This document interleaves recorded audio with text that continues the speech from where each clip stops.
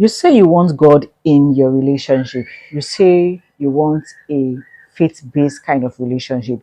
You want to build a relationship that is built on God. But is it even allowed in your life? Is it allowed in, or you just mention it, or it's just something you hear people say and you want to say? So let me tell you the truth. Dating God's way is not vibes, and it's not about church. It's not about dating someone that goes to church. It's not about dating someone that takes selfies in front of a church. It's not about dating someone that is a church goer. It is intentional, it is spiritual, it is discipline. So let me show you how. Let me give you like 7 actual keep for you who wants to date in God's way. Number 1, start with God. Start with God. I have experienced, not in relationship or in terms of marriage, but some kind of situations happen that takes place in my life, and I will just say a simple prayer and say, God, please show me the way. What should I do? What can I do? Like I'm talking to my friend, or I'm talking to my counselor. I'll say, what can I do? And it might not be immediate, but maybe early in the morning, or when I'm using the restroom, I'll just hear, do this. And I know the difference between when a voice is speaking that is not of God and when God is telling me do this. So it is different. I stand up and do those things. So now I'm asking, do you ask God? Did you even ask God before entering that relationship? Did you have that conversation with God before entering that relationship? That is the first step. If you want a faith-based kind of relationship, if you want a God kind of relationship, when these people are coming to you, or when you want to approach this lady, have a conversation with God. Should I go? Is this person? What do you think? Do you feel peace? Just ask God. In different ways, He's going to respond to you. Another way you should build a faith-based relationship is to pray together. If you have asked God and you have gotten peace and you are certain that this is what you want, learn to pray together. That's how to build a faith-based relationship.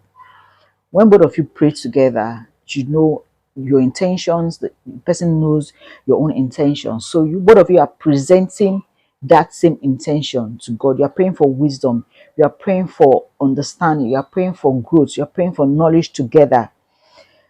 And God sees your heart. It might be also that when you're praying together, God is going to show you that this person is not my person, your person, or this person is not the person I would want you to end up with. But it's better that you begin to build that kind of relationship, because I know that as you are looking for a godly person to get into a marriage with, your other partner is also looking for that same person. So nobody wants to get it wrong. The third point is set boundaries and respect them. If you want a godly relationship, you need to learn how to set boundaries and respect them. Yes, you love each other, you are human, there's blood running through your vein, but real love honors God. Real love does not disobey God. Real love does not make God a caricature of who He is. So you need to set boundaries.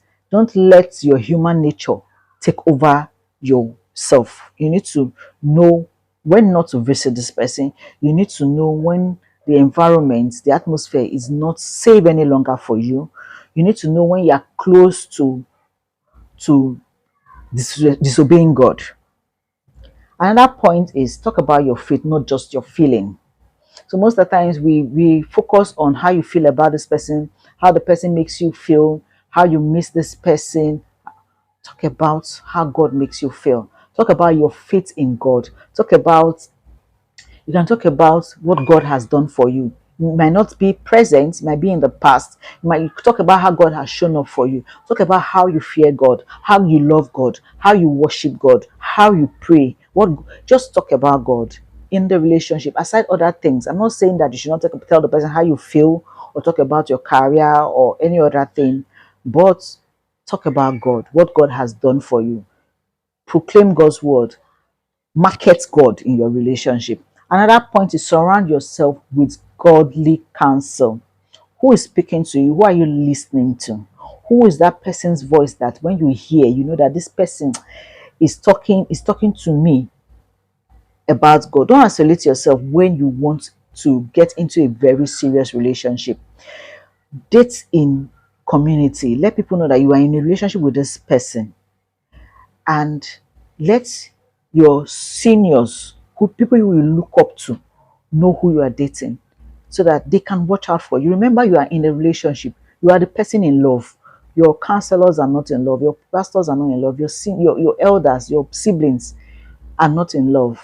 You are the one in love. So when you're in love, you might not really see some things.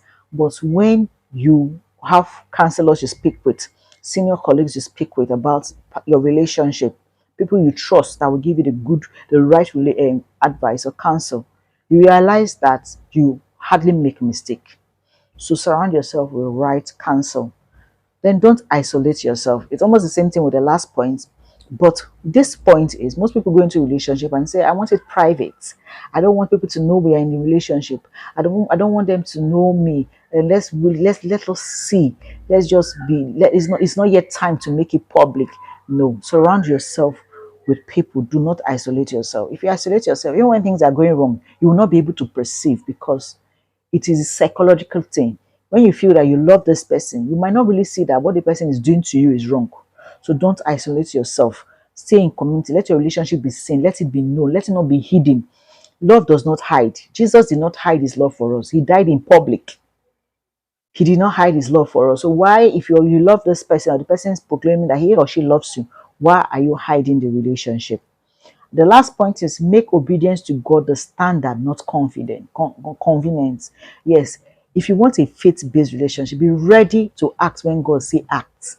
Be ready to leave the relationship when God say this is not the relationship for you. Be ready to leave the relationship no matter how painful it may be to you. Just be ready to obey God to the latter. When God say, oh, don't get intimate, be ready to not get intimate in that way. If God says no, then it is no. If God say leave, then leave. Remember, any relationship that pulls you away from God is not a relationship you should get into. Because if you understand the meaning, or if you understand the reason for marriage, marriage is not meant to take you away from God. It's meant to help you grow in God. So any relationship that you are right presently in that is taking you away or shifting you away from the presence of God, that relationship is not for you. I hope to hear from you in the comment section. Please kindly subscribe to my YouTube channel. Click the subscribe button. I would love to hear from you. And I love you.